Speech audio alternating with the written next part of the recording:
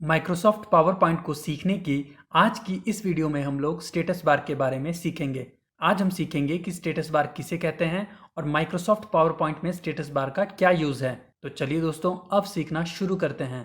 मैंने power point को open कर लिया है। पिछली वीडियो में हमने स्लाइड्स के बारे में सीखा। आप लोग उस वीडियो को भी ज़रूर देखें। उसका लिंक मैं आपको ऊपर आई बटन में दे दूंगा। अब बात करते हैं स्टेटस बार की। अगर हम स्लाइड पैन के नीचे देखें तो हमें यहाँ पर एक लंबी सी बार दिखाई दे रही है जिसे स्टेटस बार कहते हैं। स्टेटस बार पे लेफ्ट साइड में जहाँ पर हमें स्लाइड 1 of 5 शो हो रहा है, ये इस प्रेजेंटेशन के स्लाइड नंबर को शो कर रहा है। यहाँ पर जो 5 है, इसका मतलब है कि इस प्रेजेंटेशन में अभी टोटल 5 स्लाइड्स हैं और अगर हम इस प्रेजेंटेशन में एक और नई स्लाइड को ऐड करते हैं तो अब यहाँ पर 6 शो करेगा। यहाँ पर 1 का मतलब है कि अभी 6 स्लाइड्स में से स्लाइड नंबर 1 सिलेक्टेड है, जो कि अभी एक्टिव स्लाइड है और हम डाटा को एक्टिव स्लाइड में ही ऐड कर सकते हैं और जो भी एक्टिव स्लाइड होती है वो हमें यहाँ पर शो होती है, जिसे स्लाइड पैन कहते हैं। अब जैसे जैसे हम एक स्लाइड से दूसरी स्लाइड में मूव करते रहेंगे तो यहाँ पर करंट स्लाइड का नंबर भी चेंज होता रहेगा। जैसे कि अब यहाँ पर 5 शो कर रहा है, मतलब कि अभी 5वें नंबर वाली स्लाइड सिलेक्टेड है और इसीलिए अभी हम डाटा को 5वीं स्लाइड में ही ऐड कर सकते हैं। स्लाइड नंबर के बाद हमें यहाँ पर no spelling errors were found का मैसेज डिस्प्ले हो रहा है, जो कि स्पेलिंग और ग्रामर के एरर्स को चेक करता है। जब हम प्रेजेंटेशन के अंदर कोई टेक्स्ट टाइप करते हैं तो ये उन वर्ड्स को चेक करता है कि उनकी स्पेलिंग में कोई एरर्स तो नहीं है या वो ग्रामेटिकली सही है या नहीं। अगर किसी वर्ड में कोई एरर होता है तो इस ऑप्शन का यूज़ करके हम उन एरर्स को फिक्स भी कर सकते हैं। मैं इस स्लाइड में कोई वर्ड लिखता हूँ, जैसे कि मैं यहाँ पर ब्लैक लिखना चाहता हूँ, लेकिन मैंने ब्लैक की स्पेलिंग को गलत टाइप कर दिया है, BLAK। और सेम इसी मिस्टेक को मैंने इस प्रेजेंटेशन में कई बार रिपीट कर दिया है। अब अगर मैं पॉइंटर को यहाँ पर ले जाता हूँ तो अब यहाँ पर spelling errors were found, click to correct them का मैसेज डिस्प्ले हो रहा है। मैं यहाँ पर क्लिक करता हूँ। क्लिक करते ही राइट साइड की तरफ को एक इंटरफेस ओपन हो जाएगा। अब यहाँ पर स्पेलिंग से रिलेटेड जो भी इश्यूज होंगे उनको ठीक करने के लिए कुछ सजेशंस गिवन है।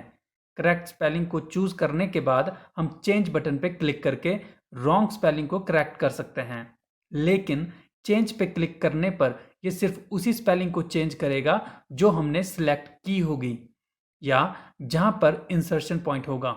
लेकिन अगर हम चाहते हैं कि इस प्रेजेंटेशन में हमने एक ही वर्ड जहां पर भी रॉन्ग टाइप किया है वो सारे सेम वर्ड एक ही बार में चेंज हो जाएं, तो उसके लिए हमें चेंज ऑल पे क्लिक करना होता है। अब जैसे कि मैंने इस प्रेजेंटेशन में ब्लैक की स्पेलिंग को गलत टाइप किया है और मैं चाहता हूं कि ब्लैक की स्पेलिंग BLAK से BLACK हो जाए, जो कि करेक्ट है, तो मुझे ब्लैक को सिलेक्ट करके नीचे चेंज ऑल पे एक क्लिक करना है।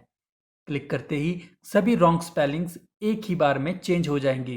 प्रेजेंटेशन के अंदर जब किसी वर्ड में एरर होता है तो यहाँ पर उस वर्ड के नीचे रेड लाइन दिखाई देती है।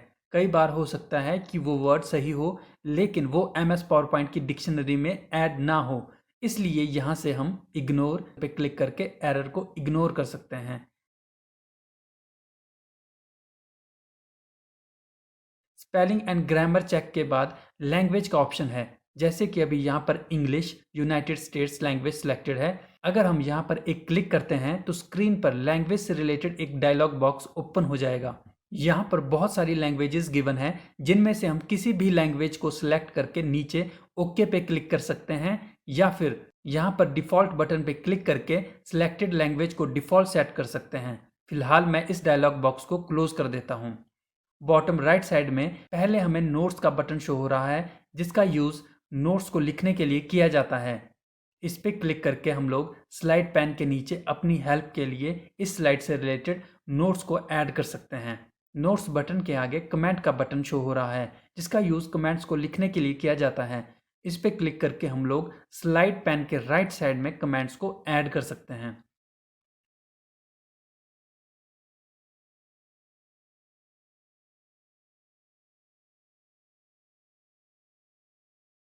कमेंट बटन के आगे हमें 3 व्यू बटन शो हो रहे हैं, जिनकी हेल्प से हम लोग प्रेजेंटेशन के व्यू को क्विकली चेंज कर सकते हैं।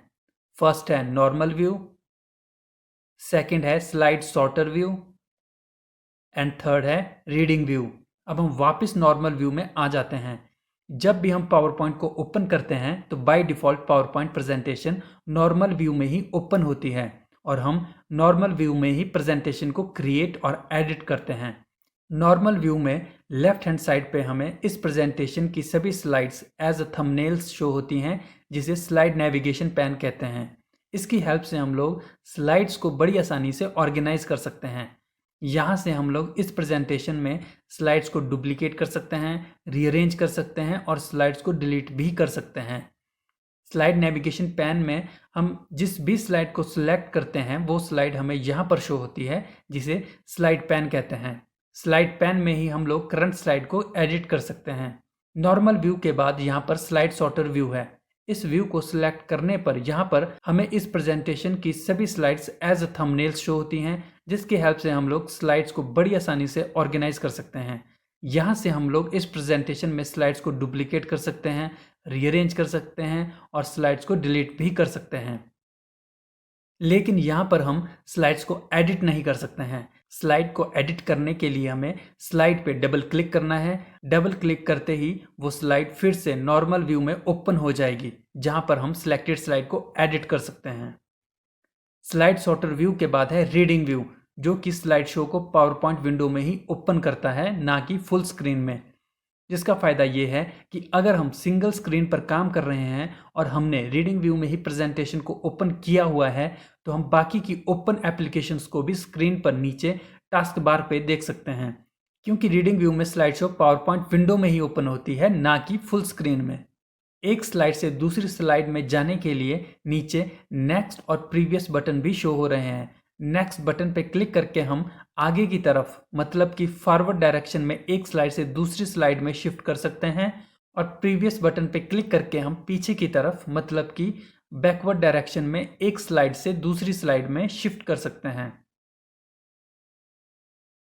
व्यू बटन्स के आगे स्लाइड शो का बटन है, जिसकी हेल्प से हम लोग प्रेजेंटेशन को रन कर सकते हैं। प्रेजेंटेशन कई सारे स्लाइड से मिलकर बनती है।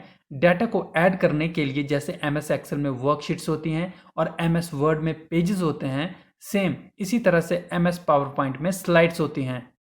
प्रेजेंटेशन के अंदर स्लाइड एक सिंगल पेज है, जिसके अंदर हम टेक्स्ट, पिक्चर्स, ऑडियो, वीडियो और एनिमेशंस को भी ऐड कर सकते हैं और फिर सभी स्लाइड्स को स्लाइड शो बटन की हेल्प से sequence wise one after another display भी कर सकते हैं, जिसे स्लाइड शो कहते हैं। स्लाइड शो बटन की हेल्प से हम लोग स्लाइड शो को करंट स्लाइड से ही स्टार्ट कर पाएंगे, मतलब कि जिस भी स्लाइड पे हम लोग स्लाइड शो बटन को प्रेस करेंगे, स्लाइड शो उसी स्लाइड से सीक्वेंस वाइज स्टार्ट होगी। स्लाइड शो बटन के आगे जूम स्लाइडर है, जिसकी हेल्प से हम लोग पावर पॉइंट प्रेजेंटेशन को जूम इन और जूम आउट कर सकते हैं। इसके आगे यहाँ पर हमें जूम लेवल भी शो हो रहा है, जिसकी हेल्प से हमें ये पता चलता है कि हमने कितना % जूम किया हुआ है। हम स्टेटस बार को कस्टमाइज भी कर सकते हैं, मतलब कि हम ये डिसाइड कर सकते हैं कि हमें स्टेटस बार पे क्या शो करना है और क्या नहीं। स्टेटस बार को कस्टमाइज करने के लिए हमें स्टेटस बार पे राइट क्लिक करना है। यहाँ पर एक लिस्ट ओपन हो जाएगी। अब हम यहाँ से स्टेटस बार को कस्टमाइज कर सकते हैं। यहाँ पर जितने भी ऑप्शंस पे टिक मार्क दिखाई दे रहा है, वो सभी ऑप्शन सिलेक्टेड हैं और स्टेटस बार पे शो हो रहे हैं। अब जैसे कि यहाँ पर जूम स्लाइडर सिलेक्टेड है और स्टेटस बार पे यहाँ पर शो हो रहा है। अगर मैं इस पे क्लिक करता हूँ तो यहाँ से टिक मार्क हट जाएगा और अब स्टेटस बार पे भी हमें जूम स्लाइडर दिखाई नहीं देगा। अब मैं फिर से इस पे क्लिक करके इसे सिलेक्ट कर लेता हूँ, जिससे कि अब ये फिर से स्टेटस बार पे शो हो जाएगा। सेम इसी तरह से हम लोग स्टेटस बार को बहुत इजीली कस्टमाइज कर सकते हैं और अपनी नीड के अकॉर्डिंग इन ऑप्शंस को सिलेक्ट या डीसिलेक्ट कर सकते हैं। तो दोस्तों, आज की इस वीडियो में बस इतना ही। आज हमने स्टेटस बार के बारे में डिटेल में सीखा कि पावर पॉइंट में स्टेटस बार का क्या यूज़ है और साथ ही हमने व्यू बटन्स और जूम स्लाइडर के बारे में भी सीखा। इस वीडियो से रिलेटेड अगर आपको कुछ भी पूछना हो तो आप कमेंट करके ज़रूर पूछें। माइक्रोसॉफ्ट पावर पॉइंट से रिलेटेड हम आपके लिए और भी वीडियोस लाते रहेंगे। धन्यवाद।